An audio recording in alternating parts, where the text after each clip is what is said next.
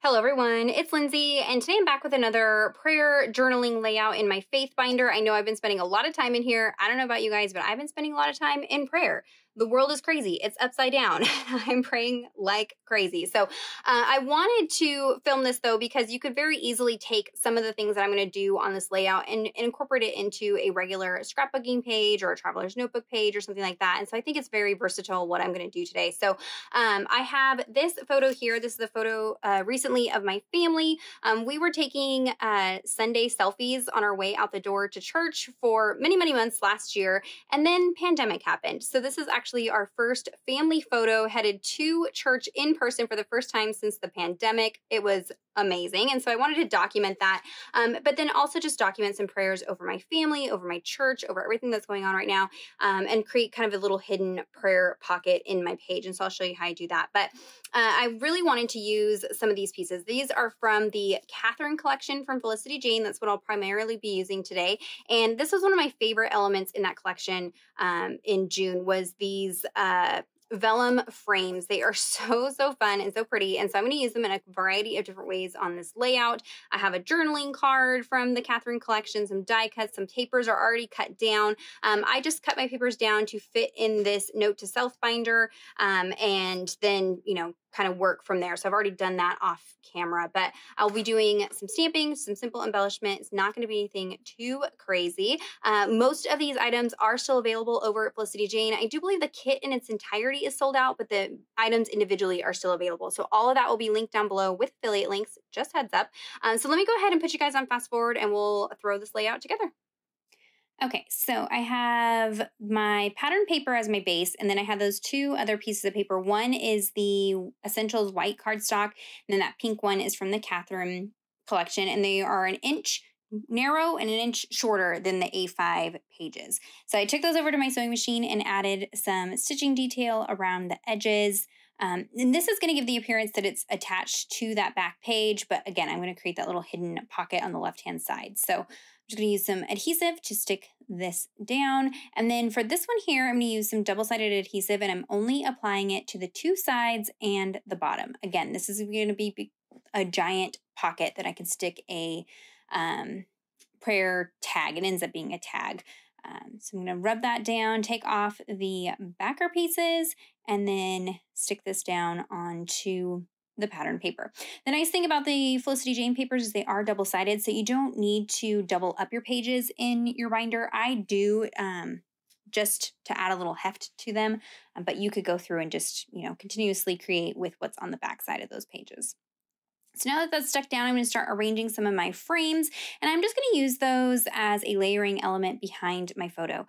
Now, because they're vellum, they're a little bit tricky to adhere, so I'm just going to lay them in place and then actually use my photo to hold down those vellum pieces. That way there's no adhesive showing or anything like that. So I'm pulling a couple more pattern papers in that solid cardstock from the Catherine paper pack and cutting it down to just slightly larger than my photo, which is 3x4 size. So these are going to be just a hair larger, and I'm going to kind of wonky put them behind there, kind of crooked, just wanting little pops of color because I have a lot of color on the right-hand side, and so I need to bring over some of those colors to this side.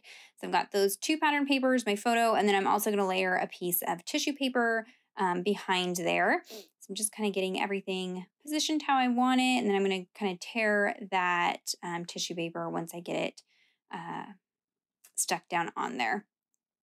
And again, just double checking to make sure that I've got everything will fit onto that page. I'm still getting kind of used to working in an A5 size like this. I do have a personal little A5 notebook that I'm working in, but in this ring binder, you lose a little bit of that margin where your hole punches are.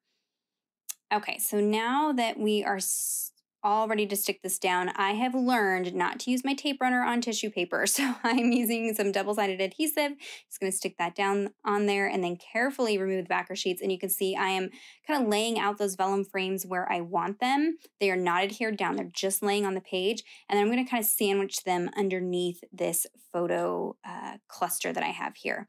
With vellum, you have to be careful about how you adhere it down because it is see-through. So you can see glues and tapes and things like that. And then for some embellishment, I'm just going to use a couple of the die cuts from the Catherine collection. This is a little life update. I thought that was pretty appropriate since, things are different. We went to church and it was different. We sat outside. We didn't have to wear masks because we were sitting outside. I personally am really enjoying church outside. They keep telling us we can go inside. I feel a little bit safer with the boys. They have asthma. And so I just feel like we can stay way away from Corona if we are outside on the patio. So it's been kind of nice. I did also add just a little paper clip. It's not holding anything together, but it's just some added embellishment.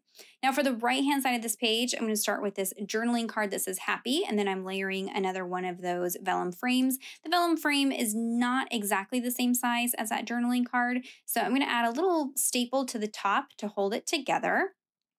And then I'll go in and just kind of trim things up. Trim off some of the vellum, trim off some of the journaling card. That way it looks like it's all one size. I had things a little crooked, but this particular binder in this project, I'm not too worried about perfection because my life is messy. My prayers are messy. My faith life is messy. And so it's going to be messy in this binder. So before I stick all that down, I did want to do some stamping on these amazing labels. I love these. They are so fun. So I'm pulling out the Catherine stamp set, and it has all of these different days of the week in different formats. And so I'm going to do some multiple stamping here. So I'm first stamping the word Sunday in black. That's going to be my focal point of this label. And then I've pulled out some inks that coordinate with the kit. If you're curious what colors I've pulled to coordinate, I do have those over on my blog post over at LindseyDecor.com. And the blog post for my unboxing of this kit has those ink swatches for you. But I'm just going to repetitively stamp Sunday onto this label using a variety of different colored inks that coordinate with the colors of the kit. And then that black is right in the center, nice and bold and the focal point. And then this just kind of fills in the rest of that label space.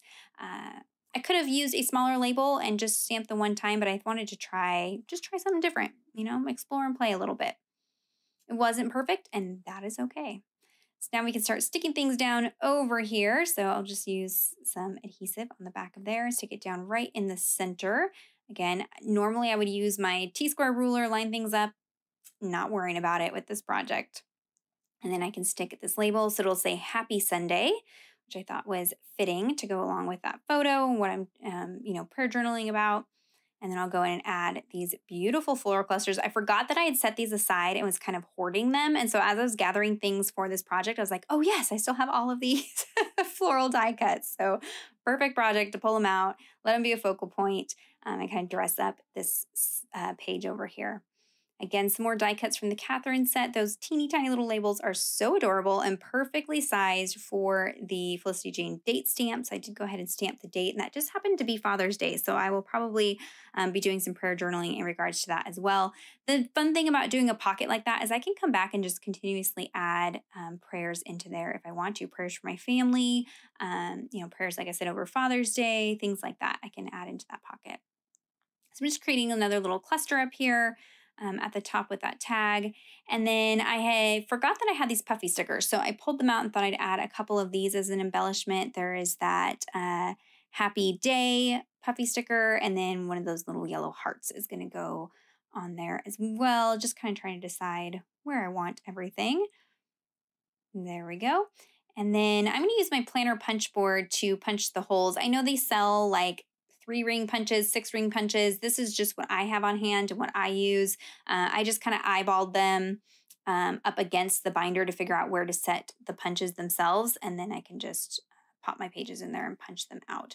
Not quite finished though. We do need to create that tag. I had a scrap piece of that really pretty pink floral paper, and it was sized just perfectly to fit into my pocket that I created over there. So I'm going to stick this in, kind of eyeball where I need to cut off, so that it just fits inside of there. I want it to be a little bit hidden, so it's going to be not sticking up too far above the page.